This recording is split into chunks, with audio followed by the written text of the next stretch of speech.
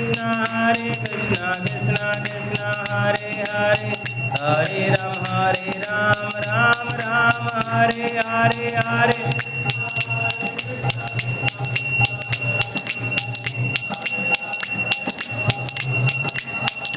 बोला हरे कृष्ण कृष्ण कृष्ण हरे हरे, हरे राम राम राम हरे हरे हरे।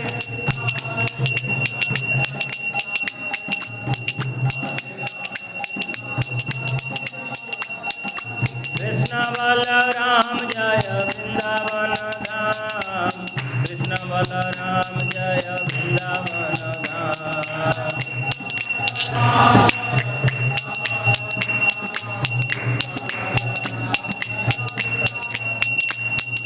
ललिता विशाखा जय राधे श्याम, ललिता विशाखा जय राधे श्याम।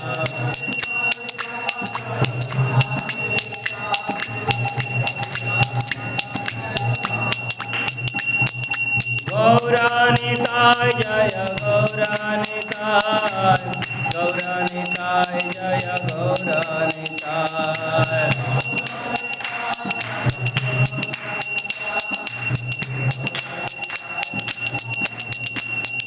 जय जय प्रभुपाद प्रभुपाद प्रभुपाद प्रभुपाद।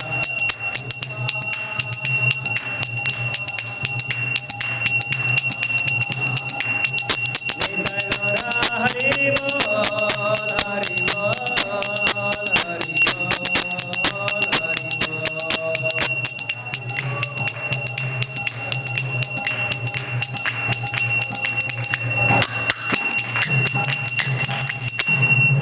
जय हरिनाम संकीर्तन की जय हो। जय राधा श्याम सुंदर कृष्ण बलराम गौर निताय की जय। जगद्गुरु श्रील प्रभुपाद जी महाराज की जय। निताय गौर प्रेमानंदे हरि हरि बोल। ओम ज्ञानतिमिरान्धस्य ज्ञानाञ्जनशलाकया चक्षुरुन्मीलितं येन तस्मै श्रीगुरुवे नमः। श्रीचैतन्यमनोभीष्टं स्थापितं येन भूतले स्वयं रूपकदा मह्यं ददाति स्वपदान्तिकं। वन्देऽहं श्रीगुरु श्रीयुतपदकमलं श्रीगुरून् वैष्णवांश्च। श्रीरूपं साग्रजातं सगुण रघुनाथान्वितं तं सजीवं साधयितं सावधूतं परिजनसहितं श्रीकृष्णचैतन्यदेवं श्रीराधाकृष्णन् पादान् ललिता श्रीविशाखान्वितांश्च। नमो विष्णुपादाय कृष्णपृष्ठाय भूतले श्रीमते भक्तिवेदान्तस्वामिनिति नामिने। नमस्ते सारस्वतीदेवी गौरवाणी प्रचारिणे निर्विशेषशून्यवादी पाश्चात्यदेशतारिणे। हे कृष्ण करुणा सिंधु दीनबंधु जगत्पते गोपेश गोपिका कांत राधाकांत नमस्तुते। तप्त कांचन गौरांगी राधे वृंदावनेश्वरी वृषभानुसुते देवी प्रणमामि हरिप्रिये। नमो महावदनाय कृष्ण प्रेम प्रदायते कृष्णाय कृष्ण चैतन्य नाम्ने गौरतीसे नमः। जय श्री कृष्ण चैतन्य प्रभु नित्यानंद श्री अद्वैत गदाधर श्रीवासादि श्री गौर भक्त वृंद। प्रेम से हरे कृष्ण कृष्ण कृष्ण हरे हरे, हरे राम राम राम हरे हरे। हरे कृष्ण।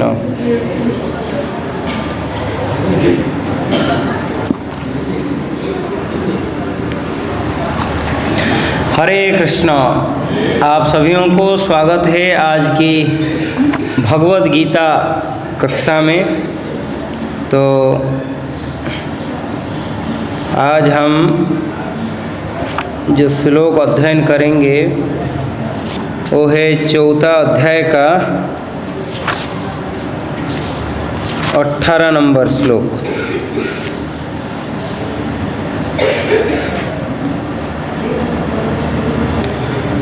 कर्मण्य कर्म ये पश्येद कर्माणि च कर्म च सबुद्धिमान मनुष्येषु उक्त कृष्ण कर्म कृत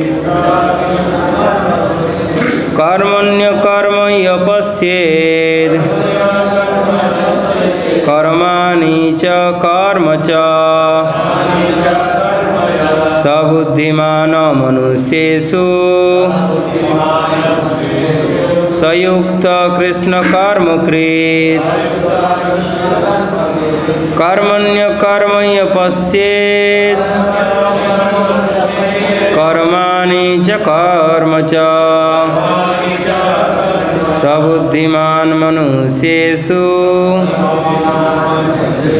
सयुक्त कृष्ण कर्मकृत्। हरे कृष्ण।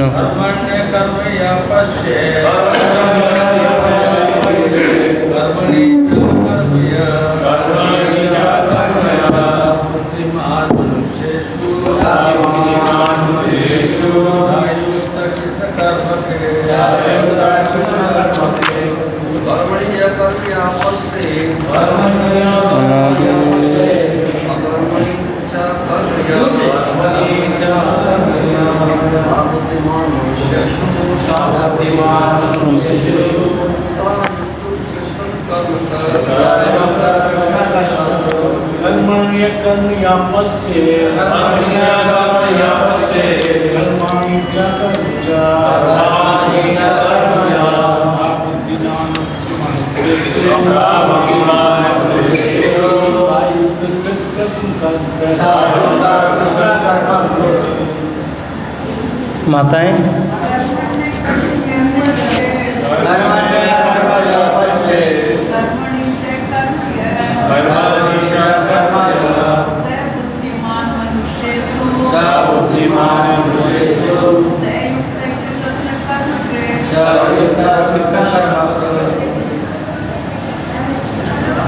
हरे कृष्ण। कर्माणि कर्म में, अकर्म अकर्म, यह जो पश्येत देखता है, अकर्माणि अकर्म में, च भी कर्म सकाम कर्म, यह जो स वह बुद्धिमान बुद्धिमान है, मनुष्येषु मानव समाज में, स वह युक्त दिव्य स्थिति को प्राप्त, कृष्ण कर्मकृत सारे कर्मों में लगा रहकर भी। अनुवाद: जो मनुष्य कर्म में अकर्म और अकर्म में कर्म देखता है, वह सभी मनुष्यों में बुद्धिमान है और सब प्रकार के कर्मों में प्रवृत्त रहकर भी दिव्य स्थिति में रहता है। कृपया दोहराइए। जो मनुष्य कर्म में अकर्म और अकर्म में कर्म देखता है, वह सभी मनुष्यों में बुद्धिमान है और सब प्रकार के कर्मों में प्रवृत्त रहकर भी दिव्य स्थिति में रहता है। तात्पर्य: प्रभुपाद अभय चरणानंद भक्तिवेदांत स्वामी महाराज की जय। कृष्ण भावनामृत में कार्य करने वाले व्यक्ति स्वभाव कर्म बंधन से मुक्त होता है। स्वभाव तो कर्म बंधन से मुक्त होता है। उसके सारे कर्म कृष्ण के लिए होते हैं, अतः कर्म के फल से उसे कोई लाभ या हानि नहीं होती। फलस्वरूप वह मानव समाज में बुद्धिमान होता है। यद्यपि वह कृष्ण के लिए सभी तरह के कर्मों में लगा रहता है। अकर्म का अर्थ है कर्म के फलों के बिना। निर्विशेषवादी इस भय से सारे कर्म करना बंद कर देता है कि कर्म फल उसके आत्म साक्षात्कार के मार्ग में बंधन ना हो।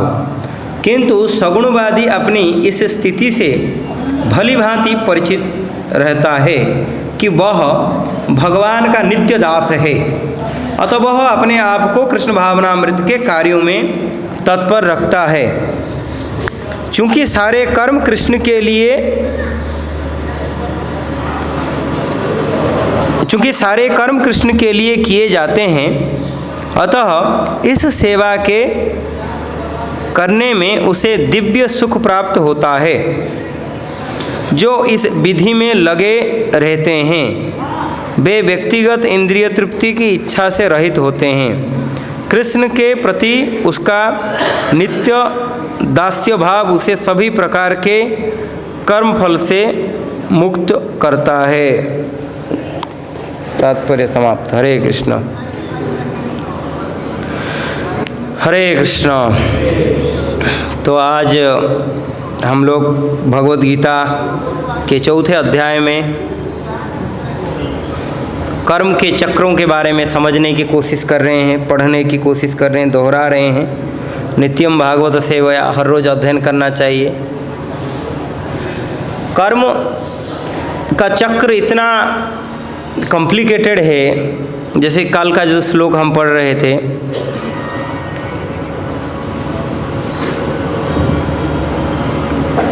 कर्म की बारीकियों को समझना अत्यंत कठिन है। काल का श्लोक का पहला लाइन यही है, गहना कर्मणो गति, कि इतना कर्म की चक्र कॉम्प्लिकेटेड इतना है कि बड़े बड़े व्यक्ति भी, बड़े बड़े जो विद्वान हैं, वीर हैं और भी बुद्धिमान व्यक्ति हैं, ये लोग भी कर्म का गति को समझ नहीं पाते हैं। जैसे कि हम लोग महाभारत में कई एक उदाहरण देखे हैं। एक बार गांधारी के जो 100 पुत्र मर गए, वो उसको जानने के लिए इच्छा प्रकट किए कि ये 100 पुत्र कैसे मर गए मेरा, मैं तो कुछ ऐसा कर्म तो नहीं किया था इस जन्म में। बहुत जन्म पहले कभी वो पानी लेने के लिए गए, उस गई थी पानी लेने के लिए, और उसका जो मटका है कहीं छोटे छोटे अंडे दिए थे कछुए ने, उसके ऊपर रख दिया और वो सब मर गए थे। उसका फल जो है ना, वो जानबूझ के नहीं किया था, अनजाने में ही किया था, और उसका फल जो है ना इस जन्म में उसको कितना भारी मात्रा में मिला। भले ही हम लोगों को लग रहा है कि कछुआ के छोटे छोटे अंडे ये क्या बड़ा बातें हैं, वो तो ऐसे एक नॉर्मल प्राणी है, हम मनुष्य हैं। कर्म कभी किसी को नहीं छोड़ता, जैसे ही भी कर्म हम करेंगे उसी हिसाब से हमें मरना पड़ेगा। तो प्रभुपाद जी एक बार इसी श्लोक के ऊपर अपना लेक्चर देते हुए बता रहे थे कि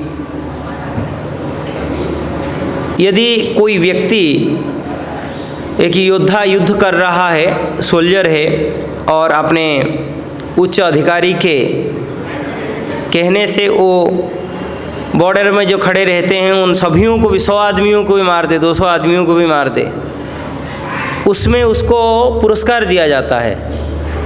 किंतु यदि बिना कोई आदेश से, निर्देश से वो यदि किसी एक व्यक्ति को भी मार देता है तो उसके लिए उसको दंड दिया जाता है।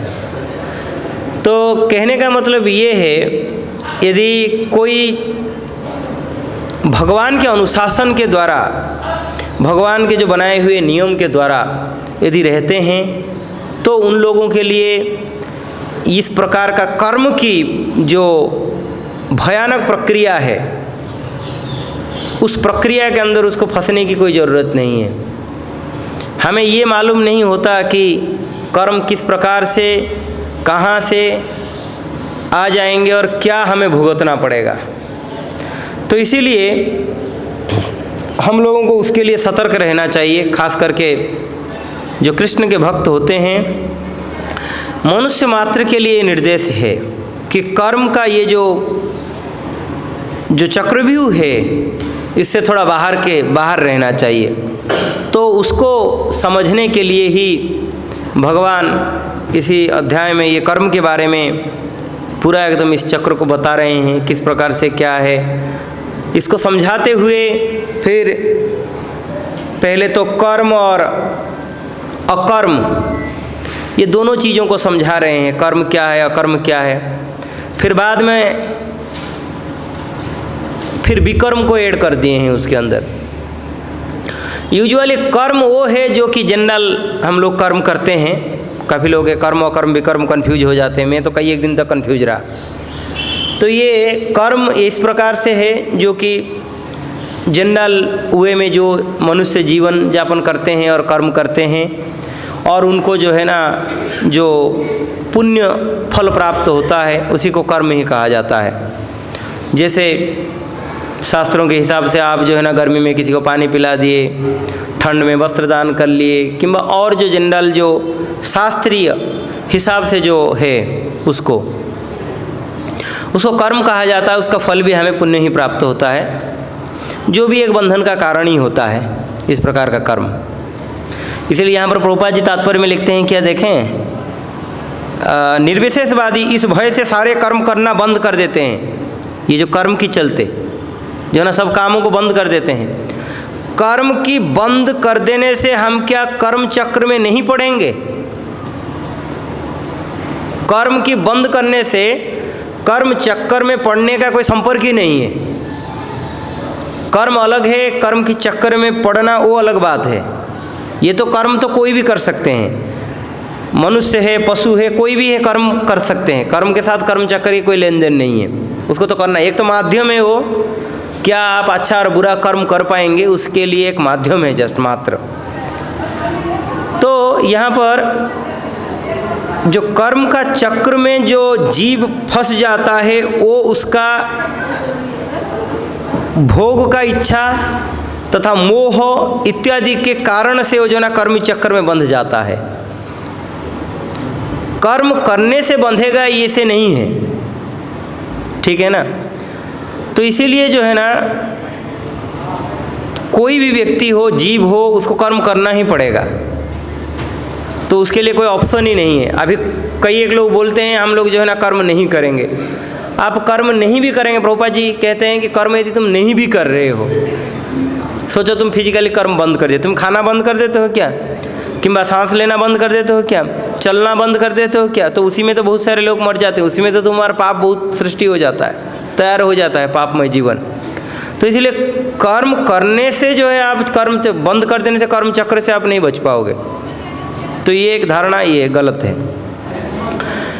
तो यहाँ पर देख रहे हैं प्रभुपाद जी तात्पर्य में बता रहे हैं कि कृष्ण भावनामृत में कार्य करने वाले व्यक्ति स्वभावतः कर्म बंधन से मुक्त होता है। देखिए ये कृष्ण भावनामृत में जो भी काम करते हैं वो लोग कृष्ण भावनामृत में काम करते हुए भी बंधन से मुक्त हैं। तो इसीलिए कर्म करने से जो मुक्ति और बंधन का कारण हो जाएगा वो नहीं है। ये तो किस प्रकार से हम इच्छा प्रकट कर रहे हैं। अभी मैं कर्म कर रहा हूँ और कर्म का इस कर्म का जो करने का जो मैंने जो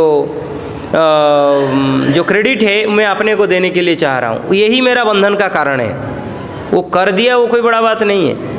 ठीक वैसे ही कृष्ण भावनामृत में कार्य करने वाले व्यक्ति स्वभाव तो कर्म बंधन से मुक्त होता है। कितना बड़ा पॉइंट है देखिए। कृष्ण भावनामृत में जो कार्य करते हैं वो लोग भौतिक बंधन से, कर्म बंधन से मुक्त होते हैं। कर्म की परिभाषा, कर्म चक्र की परिभाषा, कर्म की ये संज्ञाओं को इसीलिए हम लोगों को जानना समझना जरूरी इसीलिए है कि हमें भौतिक जगत से कैसे ये सब चीज़ों को समझ के मुक्त हो जाएं। इसीलिए कर्म की ये संज्ञा को समझना हमें बहुत ज़रूरी हो जाता है। और खास करके जो वैष्णव होते हैं, भक्त होते हैं, क्योंकि उन लोगों के ऊपर दायित्व ज़्यादा रहता है, समाज को, शास्त्र को, सभीयों को सही तरह से समझ पाते हैं। तो इसलिए कर्म के बारे में समझना बहुत इम्पोर्टेंट है। कर्म जो है नॉर्मल जो कर्म करते हैं, फिर इसी कर्म के अंतर्गत जो है ना विकर्म का एक प्रक्रिया है जो कि शास्त्र बहिर्भूत कर्म, जो कि मांसाहार करना नहीं चाहिए, किंतु हम लोग जो है ना मांसाहार कर लिए। मदिरा सेवन नहीं करना चाहिए, चलो कोई मदिरा सेवन कर लिया, तो ये शास्त्र बहिर्भूत कर्म है। इस चीज़ों में जब हम करने जा रहे हैं तो इसको करते करते हम लोगों को क्या फल मिलेगा? पापमय जीवन का फल मिलता है। तो कर्म और विकर्म, और ये जो अकर्म है वो कृष्ण को प्रीति के लिए जो कर्म होता है उसको कहा जाता है, जो कि सर्वश्रेष्ठ माना जाता है। कृष्ण भावनामृत में कार्य करने वाले व्यक्ति स्वाभाविक कर्म बंधन से मुक्त होता है। उसके सारे कर्म कृष्ण के लिए होते हैं, अतः कर्म के फल से उसे कोई लाभ या हानि नहीं होती। उसके सारे कर्म कृष्ण के लिए होते हैं, अतः कर्म के फलों से उसे कोई लाभ या हानि नहीं होती। जब कृष्ण भक्त कोई कर्म करते हैं वो कभी भी अपने इंद्रिय भक्त तृप्ति के लिए नहीं करते हैं। जैसे कि हमारे आचार्य लोग हमें सिखाए हैं कि किस प्रकार से वैराग्य करना है और कौन सा वैराग्य करना है, क्या वैराग्य, युक्त वैराग्य। जैसे कि प्रभुपाद जी काफ़ी बार बोले हैं, जैसे कि हम ये माइक्रोफोन हम यूज करते हैं, यही माइक्रोफोन, यही जो माइक है इसको जो है ना लोग काफ़ी यूज करते हैं समाज को नष्ट करने के लिए भी। और हम लोग किस सेवा में लगा रहे हैं, भगवान की सेवा में लगा रहे हैं, भगवान के कीर्तन में लगा रहे हैं, भगवान की गुणों कीर्तनों में लगा रहे हैं। तो यही सेम चीज़ जो है क्या हो गया, कृष्ण सेवा में परिणत हो गया। वही जो नॉर्मल कर्म जो है अकर्म में परिणत हो गया।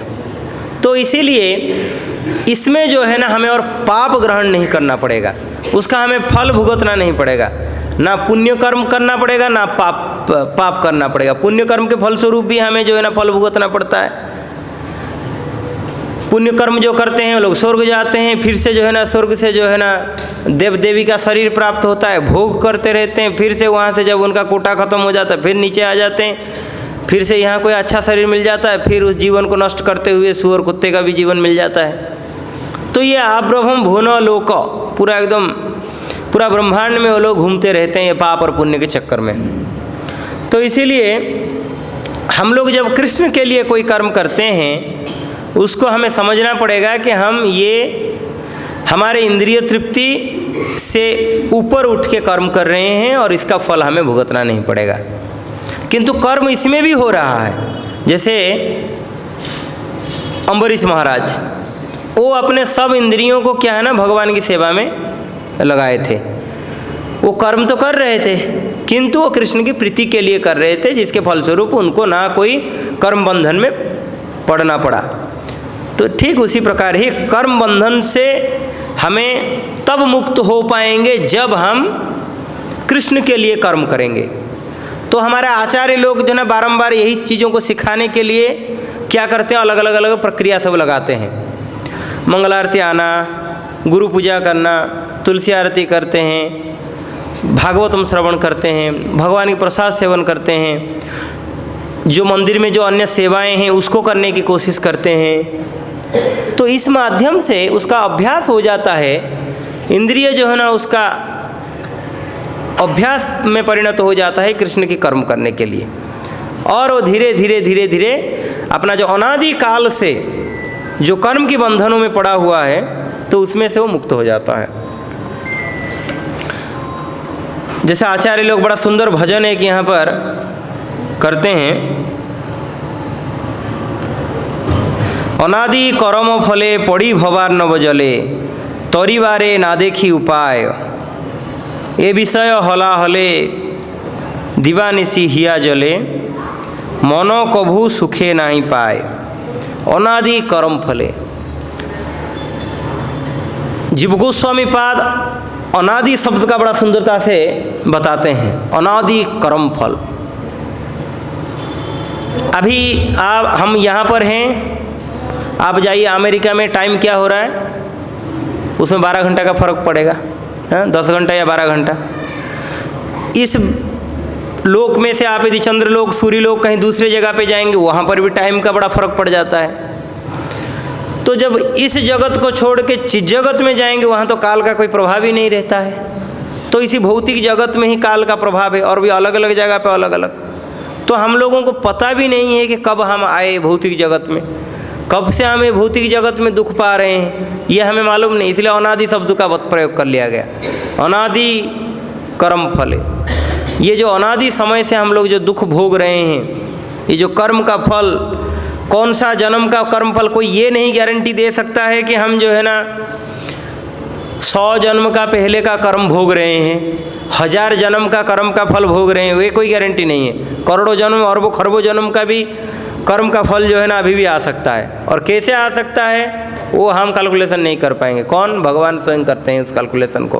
प्रकृति के नियम को रखे हुए हैं, प्रकृति को सेट करके रखे हुए हैं, हर एक काम को अलग अलग तरीक़े से किया जाने के लिए व्यवस्थित किया गया है। तो भगवान उस प्रकार से उस चीज़ों को सब व्यवस्थित करके रखे हुए हैं। तब हमें समझ में आएगा कि कितने जन्म से हम कष्ट भोग रहे हैं, दुख भोग रहे हैं।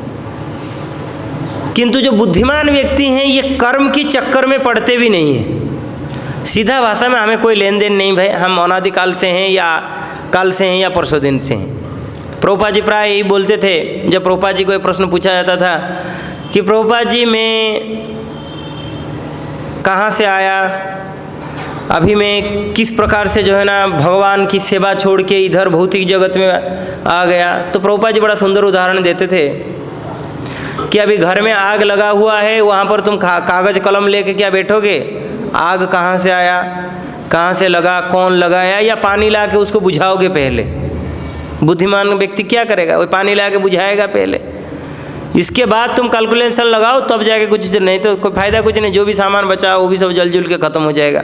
ठीक वैसे ही जब जीव को अपना स्वरूप प्राप्त हो जाएगा, जब वो समझ पाएगा कि वो कृष्णदास है, कृष्ण का सेवक है, जब ये अहंकार बलवत्तर हो जाएगा उसके मन में कि मैं कृष्ण का सेवक हूँ, कृष्ण का दास हूँ, माया का दास नहीं, कृष्ण का दास, तब वो है ना ऑटोमेटिक उसका स्वरूप जब उसके सामने प्रकट होगा तब ऑटोमेटिक वो समझ जाएगा कि वो कैसे उस जगत से इस जगत में आया, कहाँ से आया, क्या हुआ। तो हमें इतना समय अपचय नहीं करना है कि हम जो है ना कौन सा जो है ना जगह से आए, कैसे आए, क्या किए, वो जरूरी नहीं। कैसे हम जाएंगे उसका व्यवस्था करो, काम खत्म। सीधा सिंपल एक चीज़, हम जो है ना भौतिक सुखों में पड़े थे, भौतिक सुख करने के लिए इच्छा प्रकट की और इधर आ गए और जो है ना अभी यहाँ से निकलना है, काम खत्म। किसी को थोड़ी अच्छा लगता है यहाँ रहने के लिए? किसको अच्छा लगता है? कोई बुद्धिमान व्यक्ति नहीं बोलेगा कि इसको यहाँ अच्छा लगता है। यहाँ पर जन्म मृत्यु जरा व्याधि दुख दोषानुदर्शनम, हर टाइम पूरा सेट करके रखा गया है इस भौतिक जगत के लिए। भौतिक जगत को जब एकदम तैयार किया गया, उसके जो है ना बढ़िया बढ़िया चीज़ें भरा गया, जन्म मृत्यु जरा व्याधि, ये दुखों को भर दिया गया। फिर जो है ना आदि दैविक, आदि भौतिक, आध्यात्मिक दुखों को भर दिया गया। तो कौन यहाँ रहना चाहेगा? किंतु कुछ पागल हैं, हम मरना नहीं चाहते हैं, ये कहते हैं।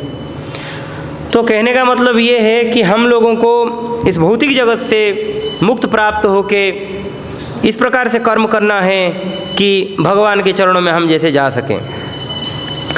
फलस्वरूप वो मानव समाज में बुद्धिमान होता है, यद्यपि वह कृष्ण के लिए सभी तरह के कर्मों में लगा रहता है। अकर्म का अर्थ है कर्म के फलों के बिना। अकर्म मतलब क्या है? यहाँ प्रभुपाद लिखते हैं अकर्म का अर्थ है कर्म के फलों के बिना। किंतु अकर्म में भी आप कर्म कर रहे हैं। अकर्म मतलब कृष्ण चेतना वाला कर्म, उसको हम कर रहे हैं किंतु उसमें हमें कर्म फल नहीं लग रहा है। प्रभुपाद यहाँ बड़ा सुंदरता से बता रहे हैं, कितना क्लियर। कृष्ण चेतना में हम कर्म करेंगे तो हमें कोई कर्म फल नहीं भुगतना पड़ेगा। हम जो भी करते हैं, जो भी खाते हैं, ये जो भी करते हैं, ये सब कृष्ण को अर्पण करना है। ऐसे नहीं कि हम हमारे इंद्रियों को काट के कर रहे हैं। जैसे कि मुझे अभी आम खाने के लिए इच्छा हो रहा है, जो है ना मैं खा नहीं पाऊँगा, ये नहीं, किंतु वो मैं जो आम लाऊंगा बढ़िया से काटूंगा, काट के पहले जो है ना घर में जो गोपाल जी रखे हैं उनको भोग निवेदन करूंगा। ठाकुर जी हैं उनको मैं निवेदन करूंगा उस भोग को, हे प्रभु इसका स्वाद आप पहले लीजिए। या भगवान पहले आम खाए नहीं क्या कभी? या भगवान को आम की कमी हो जाती है? कभी नहीं। किंतु है तो आम उसी का ही, ईशावासम इदम सर्वम जद किंचित जगत्यांग जगत, सब कुछ मेरा ही है। भगवान कह रहे सब कुछ उन्हीं का ही है। किंतु कभी कभी हम देखते हैं पिता का पैसा में ही छोटा बच्चा क्या करता है, एक चॉकलेट खरीदता है और उसका मम्मी उसको बोलते हैं जाओ पापा को खिला दो। जो वो बच्चा जाके उस पिताजी को खिला देता है तो पिताजी का इतना खुशी हो जाते हैं उस बच्चे का जो चॉकलेट खिलाते हैं। पैसा तो पिता का ही है, किंतु वो जो बच्चा जो खिला देता है उसके प्रति उसका और गदगद हो जाते हैं और प्रेम भाव बढ़ जाता है। ठीक वैसे ही हम लोग जब उसी को देते हैं वैसे छोटे बच्चे की तरह दिखते हैं हम लोग भगवान के सामने जब अर्पण करते हैं ना मंत्र जानते हैं, ना कोई मुद्रा जानते हैं, ना कोई शुद्धता जानते हैं, कुछ भी नहीं है हम लोगों में क्वालिटी। हमारे गुरु जैसे सिखा दिए उसी प्रकार से हम सीख गए और जो है ना अर्पण करना चालू कर दिया। किंतु भगवान इसको ग्रहण करते हैं। भगवान इतना दयालु है, कृपामय है। जैसे प्रभुपाद जी जब पश्चात में जब गए, वो जिस प्रकार से उनके शिष्यों को समझाए, वो लोग बड़ा सरलता से उसको सीख गए और सीख के वो लोग जो है ना भगवान की सेवा करने लगे। अभी सारा विश्व में भगवान का जो है ना मंदिर है और सब कुछ उन्हीं लोगों के द्वारा चल रहा है। एक बार प्रभुपाद जी ने कहीं थे नहीं, गए थे, आप मंदिर के अंदर देख रहे हैं अल्टर में जो है ना ठाकुर जी नहीं है। अरे ठाकुर जी गए कहाँ पर? बाद में पता चला मंदिर के जो भक्त लोग जो है ना उनको लेके कहीं गए हैं और फिर आए, बोले कहाँ गए थे तुम लोग? ने हम लोग तो बीच में घूमने के लिए गए थे। हैं, बीच में क्यों घूमने के लिए गए थे? ने आपने बोले थे जो अच्छा लगे वो ठाकुर जी को दो, हमें बीच में घूमना अच्छा लगता है, ठाकुर जी को ले गए थे। बोले नहीं, प्रतिष्ठित प्राण प्रतिष्ठित जो हो गया जो ठाकुर जी, उनको लेके नहीं जाना। बोला अच्छा ठीक है। तो वैसे भगवान को प्रेम करना मतलब गुरु यही सिखाते हैं कि तुम्हारे पास जो है वो अर्पण करो, तो तब जाके हमें वो कर्म फल से हम मुक्त हो जाएंगे, ठीक है ना। किंतु यहाँ पर प्रभुपाद जी क्या बता रहे हैं, देखिए और एक लाइन में, निर्विशेषवादी इस भय से सारे कर्म करना बंद कर देते हैं। निर्विशेषवादी, ये लोग बड़ा पिकुलियर पॉइंट है। एक तो भगवान का भक्त हो गया, दूसरा तो राक्षस हो गया, और तीसरा एक आ गए ये जो बीच वाले लटकते हैं। भगवान गीता में कहते हैं क्या, मतलब इन लोगों का क्लेश ही ज़्यादा इन लोगों को प्राप्त होता है। क्लेश अधिकतर तेषाम, इन लोगों को जो ना बड़ा पूरा एकदम ठंड में क्या करेंगे, हम यहाँ पर बैठ के कितना ठाकुर जी का सुंदर सेवा कर रहे हैं। ये लोग बहुत सारे निर्विशेषवादी ऐसे ये लोग जाके पानी के अंदर बीच में बैठ के, बर्फ़ के अंदर बैठ के तपस्या, गर्मी में क्या करेंगे, जाके आग लगा देंगे चारों साइड में। इसमें क्या पता नहीं चलता क्या लगता है इन लोगों को। ये तो दूर से देखने से ही एक अलग प्रकार से फील होता है।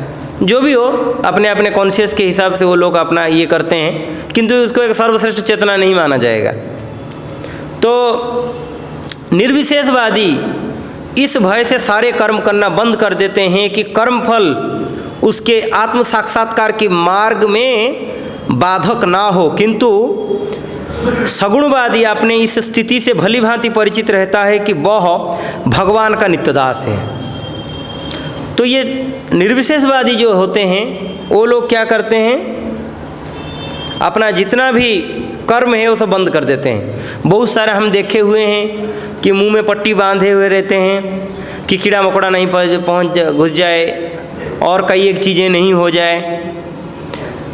किंतु इस प्रकार से हम लोग यदि हमारे इंद्रियों को बंद कर देंगे तो हमारे इंद्रियों जो है ना भगवान की सेवा में नहीं लग सकते हैं। तब हमारे इंद्रिय शुद्ध कैसे होंगे? जब तक भगवान की सेवा में कोई चीज़ नहीं लगेगा तो शुद्ध कैसे होगा? भगवान का जो भक्त होते हैं वो लोग एक चीज़ जानते हैं कि भगवान मेरे प्रभु है, मैं उनका दास हूँ, और वो क्या करते हैं, हर एक चीज़ जो है ना ठाकुर जी की सेवा के लिए करते हैं। वो लोग ठाकुर जी के लिए सुबह उठते हैं, स्नान करते हैं, फिर जो है ना जाकर ठाकुर जी का दर्शन करते हैं, फिर जो है ना श्रृंगार करते हैं, जो भी सेवा करते हैं, बाजार जाते हैं, मार्केट से बढ़िया बढ़िया चीज़ लाके भगवान को भोग निवेदन करते हैं। ये सब भगवान की सेवा करते हैं। बहुत सारे लोग मंदिर निर्माण करते हैं, ठाकुर जी का स्थापना करवाते हैं, और बहुत सारे प्रचार का अलग अलग प्रक्रिया करते हैं। जैसे कि बहुत सारे भक्त प्रचार में जाते हैं, ब्रज की गाँव में जाते हैं प्रचार करने के लिए, जेलों में जाते हैं, स्कूल में जाते हैं, कॉलेज में जाते हैं प्रचार करने के लिए कि भगवान की महिमा के बारे में प्रचार करने के लिए, जीव को कैसे ये भौतिक जगत से कष्ट जो प्राप्त हो रहा है उससे वो मुक्त हो, इसके लिए प्रचार करने के लिए जाते हैं। तो ठीक वैसे ही प्रभुपाद जी का ये मूवमेंट में हालांकि जो भी है सब प्रचार ही कर रहे हैं, जो झाड़ू भी मार रहा है वो भी प्रचार कर रहा है, जो मंदिर में ठाकुर जी के लिए जो भोजन खाना भी बना रहा है, भोग निवेद तैयार कर रहे हैं, या जो पूजा आरती भी कर रहे हैं, सब लोग प्रचार ही कर रहे हैं एक प्रकार से। किंतु उसमें फिर फ्रंट लाइनर प्रचार जो प्रचारक वही हैं जो लोग जाते हैं बाहर, माया के साथ फाइट करते हैं। अभी क्या चल रहा है गीता जयंती के उपलक्ष्य में, इस्कॉन का जो बड़ा फेमस फेस्टिवल है मैराथन, गीता जयंती के उपलक्ष्य में जो है ना गीता मैराथन चलता है। सारा विश्व में बड़ा धुआंधार आकार से इसको जो है ना पालन किया जाता है। इसमें सभी लोग जो है ना बढ़ चढ़ के भाग लेते हैं। गीता कैसे वितरण करेंगे, डिस्काउंट में भी गीता दिया जाता है, कई एक चीज़ें किया जाता है। हम लोग भी कर सकते हैं जब गीता जयंती के दिन जो है ना हमारे जितना भी सक्षम हो, कुछ एक दो गीता जो है ना जिन लोगों को ज़रूरी है ये भाई लो। हालांकि गीता जयंती हम लोगों के लिए ऐसे कुछ नहीं है, साल भर ही करना चाहिए, क्योंकि इसी में ही मानव का कल्याण होता है, तो इसको समझ के करना चाहिए। जैसे बहुत सारे लोग होते हैं, कभी उनका विशेष तिथि पड़ता है तो खिचड़ी बांट देते हैं, बहुत सारे लोग होते हैं विशेष तिथि पड़ता है तो वस्त्र दान कर देते हैं। वैसे भगवान का ये जो पुस्तक का वितरण भी हम लोगों को साल भर रखना चाहिए, और साल भर जो है ना जिसका ज़रूरतमंद है, और हमें कुछ ना कुछ लोगों को प्रचार करना चाहिए।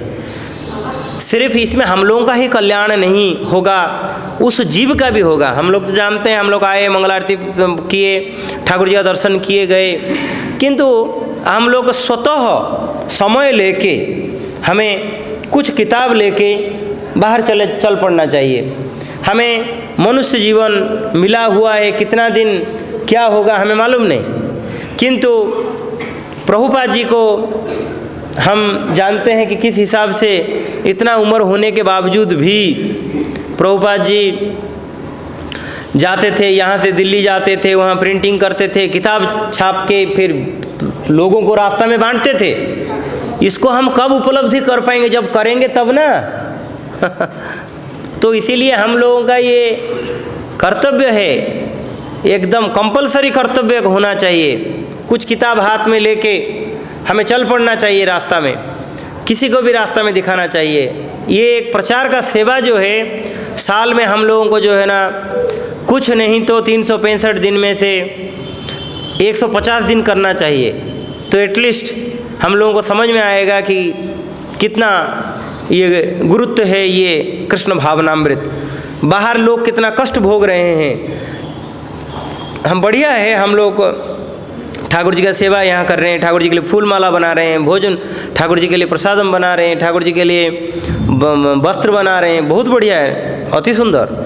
किंतु साथ साथ हम लोगों को थोड़ा टाइम निकाल के बाहर के लोगों को प्रीचिंग करना चाहिए और उन लोगों को थोड़ा बोलना चाहिए। यहाँ पर हम देखते हैं कितना लाखों लोग आते हैं शनिवार रविवार में, बाहर के लोग, यहाँ के जो पुराने हो गए उनका बात नहीं बता रहा हूँ, सब लोग आते हैं। इसलिए हम लोग कुछ दिन पहले डिस्कस कर रहे थे कि यहाँ से जो नामहट के भक्त लोग जितने हैं वो लोग सब जो है ना शनिवार रविवार को इस रास्ता में जो भीड़ रहता है किंबा मल्टी लेवल पार्किंग में, वहाँ पर भी हम लोग खड़े रहते हैं। गाड़ी जो आते हैं उस गाड़ियों को भी, गाड़ियों में से जो ना जो लोग सब बैठे रहते हैं उनको भी रिक्वेस्ट करते हैं गीता लेने के लिए। इसको हम कॉन्स्टेंटली करने की कोशिश कर रहे हैं। तो इसलिए इस प्रकार का चीज़ें जो है ना काफ़ी अच्छा रहता है मानव को प्रचार करने के लिए, उन लोगों को तक जिन लोगों को मालूम नहीं है क्या है उन लोगों को पहुंचाने के लिए। उन लोगों को पहुंचे नहीं पहुंचे वो तो सेकेंडरी पॉइंट है, हम लोग तो थोड़ा उपलब्धि होगा, ये होगा या नहीं बताइए, हाथ उठाइए। मैं जो बोला गलत या सही बोला? सही ना? जो इसीलिए हम लोगों को जस्ट एक आइस ब्रेक करना है, क्या ना, जो थोड़ा बहुत हम लोगों के भीतर जो शर्मिंदगी रहता है, मैं कुछ हूँ, जो ये भाव जो ये रहता है, ये चीज़ों को जस्ट आइस को थोड़ा पतला आइस है उसको ब्रेक जैसे ही कर देंगे ना, हम लोगों के मन में ये हो जाएगा, चलो निकल पड़ते हैं। नामहट इसके लिए हम लोग जो है ना बड़ा सुंदर व्यवस्था करते हैं, वहाँ पर जो है ना हर रेगुलर प्रीचिंग करते रहते हैं। आपसे काफ़ी लोग आते भी हैं, हम लोग जो है ना प्रचार करते हैं, वहाँ पर गांव में जाते हैं, आप लोग भी आ सकते हैं, वहाँ पर जो है ना लेक्चर देने के लिए भी जा सकते हैं। अलग अलग गांव में हम जाते हैं, बुक वितरण करते हैं, प्रसादम वितरण करते हैं, माला वितरण किया जाता है उन लोगों को। फिर जो है ना जो लोग भक्त होना चाहते हैं उन लोगों को मंदिर के साथ जुड़ाया जाता है, उनको बुलाया जाता है मंदिर में आने के लिए। बड़ा सुंदर व्यवस्था है। तो ये प्रक्रिया सब इसके लिए है कि ये उनका कल्याण के लिए हम लोगों का कल्याण भी होगा। जगन्नाथ दास बाबा जी महाराज के एक शिष्य थे, वो ठीक गर्मी के टाइम पे 12 बजे बोलेंगे जाओ बाहर जाके लोगों से भिक्षावृत्ति करके लाओ, इतना गर्मी में वो देते थे। एक जन पूछे क्यों इतना गर्मी में आप उनको भेज रहे हैं? बोले नहीं तो ये इंद्रिय भोग करने के लिए लग जाएंगे। ऐसा है, जब तक हम एक natural fit and fine condition में रहेंगे माया हमें नोचने के लिए खड़ा रहेगा। जब तक फिट एंड फाइन कंडीशन में रहते हैं, जब तक हम अपने आप को त्रिणादपि भाव का जो भावना है उसको जब तैयार नहीं करेंगे तब तक जो है ना इम्पॉसिबल है कोई भी प्रगति स्पिरिचुअलिटी में। और ये त्रिणादपि भाव हमें तब मिलेगा जब हम रोड में उतरेंगे। यहाँ बैठ के 10 आदमी भक्त हैं, उनके साथ में मैं एक वो 16 माला कर रहे हैं, मैं जो है ना 16.5 माला कर रहा हूँ, मैं उनसे जो है ना और एक स्थिति ऊपर हूँ। ये जो भावना जब तक है तब तक जो है ना एक अलग प्रकार का ईगो हमारे मन में तैयार होता रहता है। तो इसीलिए हम लोगों को वही आचार्यों को एटलीस्ट सोचना चाहिए कि प्रभुपाद जी किस हिसाब से इस उम्र में भी गए थे, जाके प्रचार करते थे। एक बार तो उनको जो है ना सांड जो है ना गिरा दिया, उनको गिर गए, उनको सब एकदम शरीर में जो है ना ये हो गया, कई एक जगह पे घाव हो गया।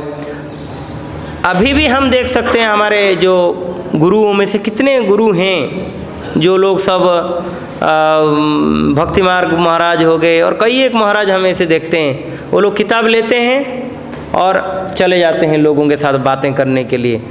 जस्ट कुछ नहीं तो हमें लोगों के साथ फ्रेंडशिप बनाना चाहिए। ऐसे नहीं कि हम कोई उनको जो है ना नियम नीति बताने जा रहे हैं, तो हम लोग देखो मांस नहीं खा रहे हैं, तुम लोग मांस खा रहे हो, तुम लोग गंदा हो, ये से वो नहीं बताने जा रहे हैं। ना ही हम मदिरा नहीं खा रहे हैं, तुमने वो नहीं बोलने जा रहे हैं। जस्ट मित्रता बनाइए। मैं एक बहुत दिन पहले, मैं पिछले बार भी एक बड़ा सुंदर बढ़िया मेरा एक्सपीरियंस बताया था। मैं बुक डिस्ट्रीब्यूशन के लिए हम लोग थोड़े पास में गए थे, यहाँ से लगभग 50-60 किलोमीटर डिस्टेंस है। तो वहाँ पर एक पुलिस वाला जो है ना पूरा एकदम वो शराब पी रहा था। मैं गया, जाके वो पहुँच गया। मुझे थोड़ा ना जो पुलिस कोर्ट कचहरी जहाँ पर है बड़ा उसी में बड़ा इच्छा होता है जाके बुक डिस्ट्रीब्यूशन करने के लिए। तो मैं पहुँच गया उसके पास। मैं बोला आप एक किताब रखिए भगवत गीता। वो बोला नहीं नहीं, मैं इस किताब को जो है ना हाथ नहीं लगाऊंगा, बड़ा पवित्र ग्रंथ है। चलो उतना तो होश है।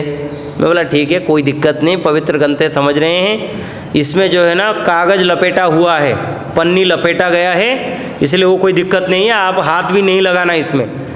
बोला वो कन्विंस हुआ, बोला अच्छा ये है, किंतु बोला मैं हाथ में तो नहीं पकड़ूंगा। मैं बोला आपको हाथ में दे नहीं रहा हूँ, आप बोलो कहाँ रखना है। तो उसका जो है ना एक बैग था, एक बगल में था, मैं उसको दे दिया।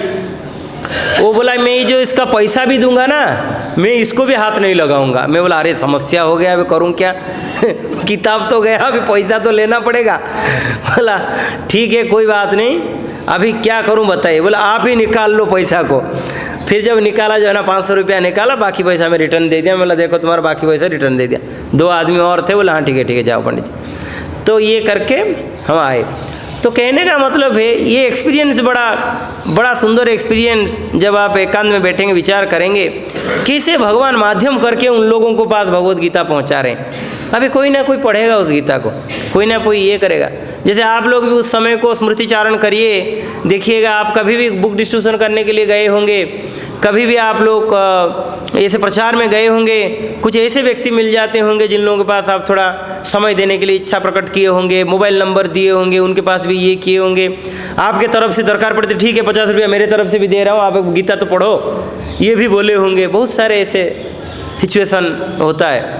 तो ये भक्तों को जो है ना यही चीज़ जो है ना भगवान का आशीर्वाद के रूप से जो है ना उसको जो है ना भोजन होता है। इस प्रकार से जो है ना उसका कृपा प्राप्त होता है। बहुत सारे जगह पे जैसे कि दिल्ली हुआ, मायापुर हुआ, मुंबई हुआ, यहाँ पर भक्त लोग सब जाते हैं प्रचार करने के लिए। साल भर ही प्रचार करते रहते हैं वो लोग। उन लोगों का जीवन एक कृष्ण के लिए संघर्षमय जीवन रहता है। शरीर कष्ट भोग करता है किंतु उनका आत्मा सदैव प्रसन्न रहता है, चित्त सदैव प्रसन्न रहता है। तो इसीलिए हम लोग ये जो ईजी और कंफर्टेबल जीवन के लिए जो कोशिश कर रहे हैं, अरे मेरा हो गया, मैं दिल्ली में बॉम्बे में था, यहाँ था वहाँ था, अभी मैं वृंदावन में आ गया, घर बना लिया और माला कर रहा हूँ, ठीक है, मंदिर जा रहा हूँ, आ रहा हूँ, बस इतना में मेरा जीवन ख़त्म हो गया। ये जीवन एक प्रकार से ठीक है किंतु उसको हम एक कंप्लीट पूर्ण नहीं का अक्सा नहीं दे सकते हैं। उसको आप तभी पूर्ण बता सकते हैं जब हम फील्ड में उतर के प्रचार करेंगे और लोगों को उद्धार करने के लिए हम लोग जब करेंगे, उसमें हम लोगों के लिए कर्म फल भी भुगतना नहीं पड़ेगा। नहीं तो हम जो बैठे हुए हैं, हमारे इंद्रिय जो है ना इस प्रकार से कर्म करवाएंगे कि जो है ना बाध्य हो के फिर वही भोग का जीवन जो है ना करने के लिए ये करें। इस चीज़ को एक्सपीरियंस करने के लिए हम लोगों को ऑन फील्ड उतरना बहुत ज़रूरी है। ये बुद्धिमान लोगों का कर्तव्य है। चूँकि सारे कर्म कृष्ण के लिए किए जाते हैं, अतः इस सेवा के करने में उसे दिव्य सुख प्राप्त होता है। देख रहे हैं, ये कर्म कृष्ण के लिए हो रहा है, इसीलिए हम लोगों को बड़ा आनंद हो रहा है। आप कभी देखिएगा, एक भगवत गीता दिए हैं तो छाती फूल जाता होगा। ये जो नॉर्मल जो सेवा कर रहे हैं उसमें जितना हम लोगों का छाती फूल रहा है ना, एक गीता देखे आइए ना, किसी को देखिएगा वो छाती अलग से एकदम अलग से गदगद होता है, छाती आनंद अलग से महसूस होता है नहीं होता है? जो लोग किए होंगे उनको फील होता होगा। तो उस पार्क को, उस प्रेम को जब उपलब्धि होता है अलग से, यहाँ वही बोला जाता है कृष्ण की सेवा जब करते हैं।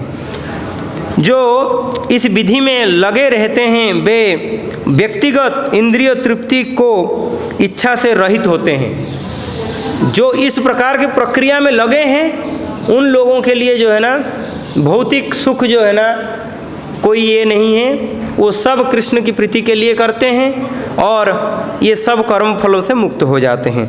कृष्ण के प्रति उसका नित्य दास्य भाव उसे सभी प्रकार के कर्म फल से मुक्त करता है। तो यही पूरा एकदम जिस्ट यही है कि जब वो कृष्ण की सेवा के लिए अपने आप को तत्पर कर देता है तो उसका जो कृष्ण का जो दास भाव है वो जाग जाता है उसके मन में।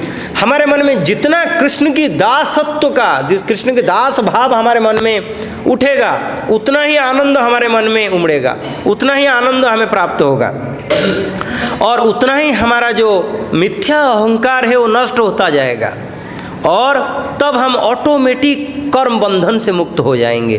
कर्म बंधन कोई बड़ा चीज़ नहीं है, इसमें से कोई भी मुक्त हो सकता है, किंतु सामान्य बुद्धि हमें होना चाहिए कि कैसे इस मनुष्य शरीर में कौन सा कर्म करते हुए हम जो है ना कर्म फलों से मुक्त हो जाएं। इसलिए हमें उस चीज़ों को ध्यान देना चाहिए। जय जगद्गुरु श्रील प्रभुपाद की जय। कोई प्रश्न है या कोई मंतव्य है? प्रश्न तो मैं ज़्यादा ये नहीं हूँ, बताइए। यस प्रभु, हरे कृष्ण। यस प्रभु।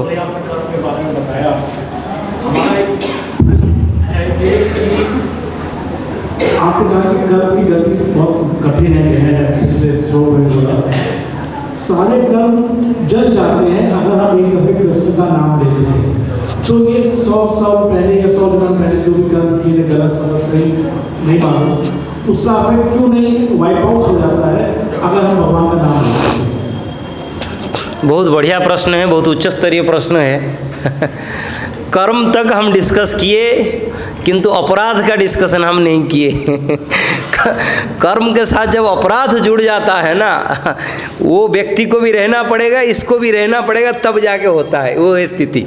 जैसे कि कहते हैं ना, अभी लोअर कोर्ट में कुछ चल रहा होगा केस, वो जहाँ भी जाइए किधर भी जाइए तो वहीं पर ही कोर्ट केस आके फाइनल होता है, इन्हीं लोगों का ही जुड़ा रहना जरूरी होता है। ठीक वैसे ही जब अपराध वाला मुद्दा आ जाता है, कर्म करते करते कभी कभी हमारा पुण्य और पाप की वजह से जो हमारा अहंकार उदय होता है या पाप की वजह से जो मूर्खता भी हमारे मन में जो आता है, कलमश भी आ जाता है, इसके चलते हम लोग क्या है ना कई एक जगह पे अपराध कर लेते हैं। जैसे कि हम लोग बहुत बढ़िया सेवा कर रहे हैं, कृष्ण का सेवा में लगे हुए हैं। इसके वजह से मैं जो अभी थोड़ी देर पहले बोला कि हम यहीं पर मंदिर में सेवा कर रहे हैं, मेरा ईगो हो गया। तो मैं जो है ना, मैं अभी एक बड़ा पोजीशन में आ गया, मेरा सेवा बड़ा स्टेडीनेस देख के अधिकारी ने मुझे बोला आप जो है ना इस सेवा में चले जाओ। तो मैं ऐसे जगह पे एक पहुंच गया, मैं जो दूसरे भक्तों को भक्तों के हिसाब से नहीं देख रहा हूँ, किंबा मैं उन लोगों के चरणों में अपराध कर रहा हूँ। तो ये सब जो है ना पत्थर की लकीर हो जाते हैं। अपराध भगवान का नाम लेने से भाई खत्म नहीं होता। नहीं, अपराध होता है भगवान के नाम लेने से, किंतु उसका ऑप्शन है, पूरा लास्ट ऑप्शन है भगवान के नाम। अपराध को जो खंडन करने का फास्ट प्रक्रिया है ये कि जैसे कि मैं आपके चरणों में अपराध किया तो पहले मैं जाऊंगा, नतमस्तक होकर हाथ जोड़ के आपको प्रार्थना करूंगा। यदि आप संतुष्ट नहीं हो रहे हैं तो आपकी सेवा करूंगा। ऐसे नहीं कि आपको दिखावा का सेवा नहीं करूंगा, ऐसे सेवा करूंगा कि आप संतुष्ट हो सकें, वो सेवा करूंगा। सोचो उसमें भी आप संतुष्ट नहीं हो रहे हैं, मेरे ऊपर आप इतना क्रोध हैं, तो मैं भगवान के नाम के ऊपर आश्रय करके आपके प्रति सेवा का भावना रख के वही कर सकता हूँ। तो वो एकदम लास्ट वाला ऑप्शन है, जो कि पहले वाला फास्ट 2 3 4 ऑप्शन होने के बाद वो ऑप्शन है। तो इसीलिए अपराध एक ऐसा चीज़ हो जाता है, वो कभी मिटता ही नहीं है एक प्रकार से। उसको जो है ना करने के लिए पूरा वो भक्त उपस्थित रहना है। सामान्य उदाहरण देखिए अपराध का, रूप गोस्वामी हमारे इतने बड़े आचार्य हैं, हमारे परंपरा धारा के मूल आचार्य वही हैं रूप गोस्वामी। वो उदाहरण दिखा रहे हैं कि कृष्ण राधा कृष्ण की लीला वो दर्शन कर रहे हैं। सामने एक साधु जा रहे हैं जिनका पाँव में प्रॉब्लम है, और ये हंस दिए, वो राधा कृष्ण की लीला देख के हंस दिए। क्या है ना, राधा रानी को फूल तोड़ रहे हैं और कृष्ण जो है ना वो डाली छोड़ दिए, राधा रानी बीच में जो है ना झूल गए। बस इसी को देख के जो है ना गोपियाँ हंस पड़ी और ये भी हंस पड़े, जो रूप गोस्वामी पाद हंस पड़े। इसमें जो ना वो सामने गए, वो बोले देखो मेरा पाँव खराब है, सब लोग हंस रहे हैं, ये भी इतना बड़ा आचार्य हो, हंस दिया। उतरे में उनका जो है ना लीला दर्शन बंद, ना वो जानते हैं इसको, ना वो जानते, कुछ नहीं। तो हमारे सिर्फ बोलने से किंबा शारीरिक आचरण करने से ही नहीं, हम किस प्रकार से क्या भाव में हैं, इसको भी बड़ा मायने पड़ता है वैष्णव अपराध में। तो उस चीज़ों को देखना और उससे मुक्त रहने के लिए हमें चैतन्य महाप्रभु तृणादपि सुनिचेन का भाव बताए। जो चैतन्य महाप्रभु का जो 8 मूल श्लोक है उसको पढ़ने के लिए बोले, और जीवन में मैंने उसको पालन करने के लिए बोले। जब तक हम उस चीज़ों को नहीं कर पाएंगे तब तक हमें जो है ना अपराध से मुक्त नहीं हो पाएंगे। कर्म का बंधन तो हम मुक्त हो जाएगा, किंतु अपराध से मुक्त हो पाना असंभव है, पत्थर का लकीर है। तो इसीलिए जो है ना हम उसके लिए कोशिश करना चाहिए कि जैसे हम उससे मुक्त हो पाए। हरे कृष्ण। यस हो, ठीक है। जय जगतगुरु शील प्रभुपाद की, भगवद गीता की जय। हरे कृष्ण कृष्ण कृष्ण हरे हरे, हरे राम राम राम हरे हरे।